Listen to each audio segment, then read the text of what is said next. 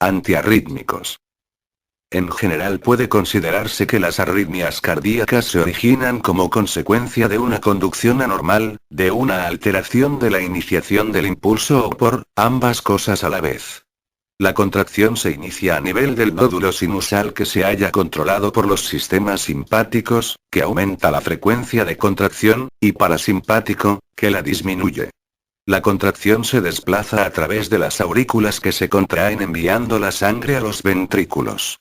Luego se contraen los ventrículos que expulsan la sangre hacia las arterias aorta y pulmonar. Sigue una fase de relajación cardíaca hasta que vuelve a producirse la contracción siguiente.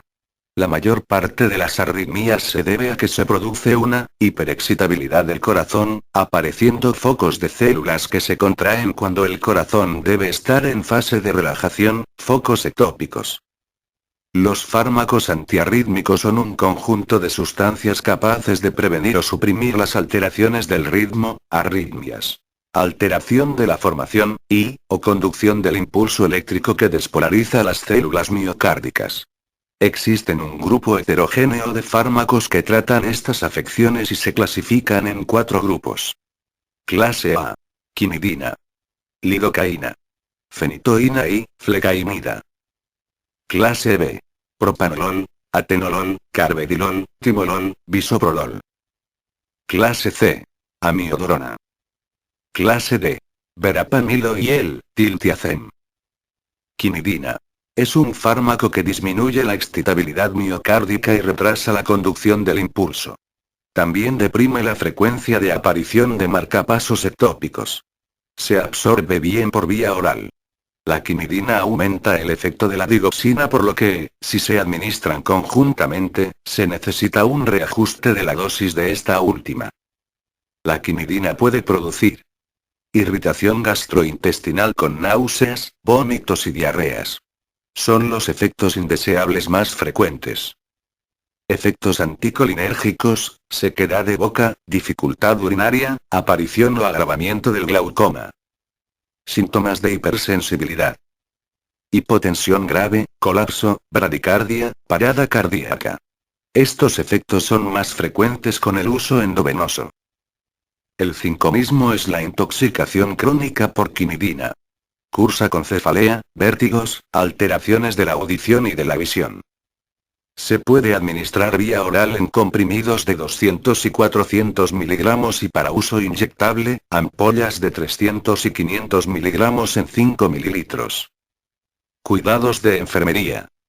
Debe vigilarse la tensión arterial y la frecuencia del pulso antes de administrar el fármaco, puede prolongar los tiempos de protrombina y potenciar la acción de los anticoagulantes, por lo que debe vigilarse la aparición de hemorragias. Lidocaína. Es un anestésico local muy usado en el tratamiento y la profilaxis de las arritmias ventriculares. Se usa por vía endovenosa y entre sus efectos indeseables se destacan los neurológicos pudiendo aparecer, parestesias periorales, temblor, náuseas, desorientación, trastornos auditivos, dificultad para articular las palabras. A grandes dosis puede producir convulsiones que ceden con diazepam. En el ámbito cardíaco puede producir bradicardia. A veces se agravan los bloqueos y puede provocar parada sinusal. Fenitoína. La fenitoína es útil en las taquicardias ventriculares, sobre todo en las debidas a intoxicaciones digitálicas. Flecaimida. Conocido con el nombre comercial de Tambocor.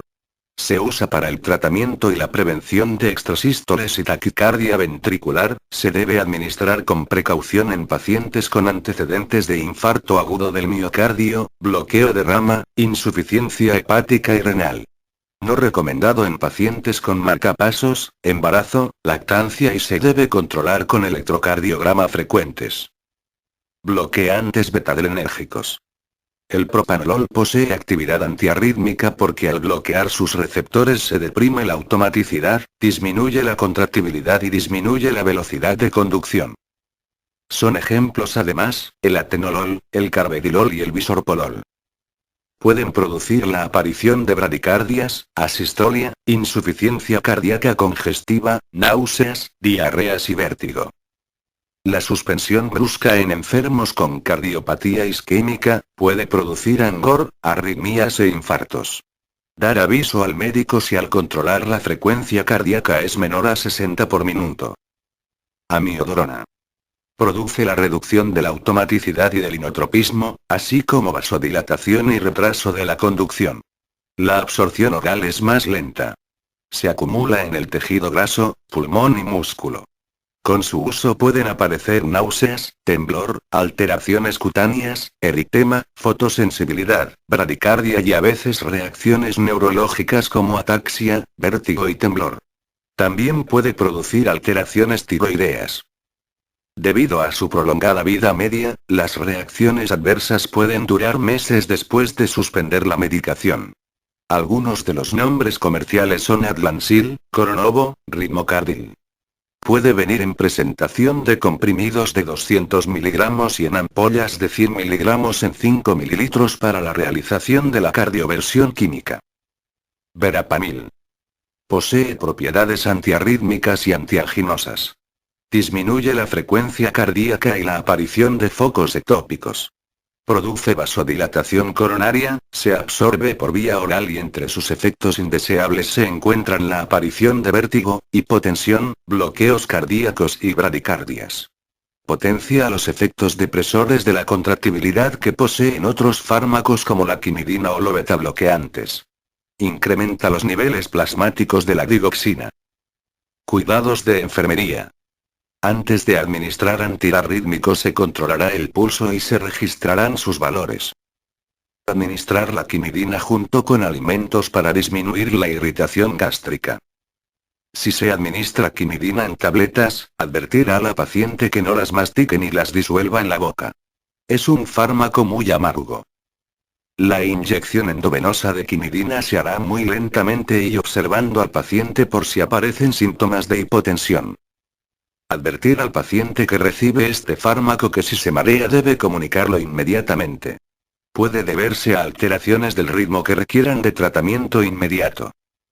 También acudir al médico si le aparecen alteraciones visuales, palpitaciones o sensación de opresión precordial. La administración endovenosa de lidocaína se hace en bolo y el efecto aparece en 1 o 2 minutos. Si se administra intramuscular debe hacerse en el deltoides, es más dolorosa que en los glúteos pero alcanza antes los niveles plasmáticos adecuados.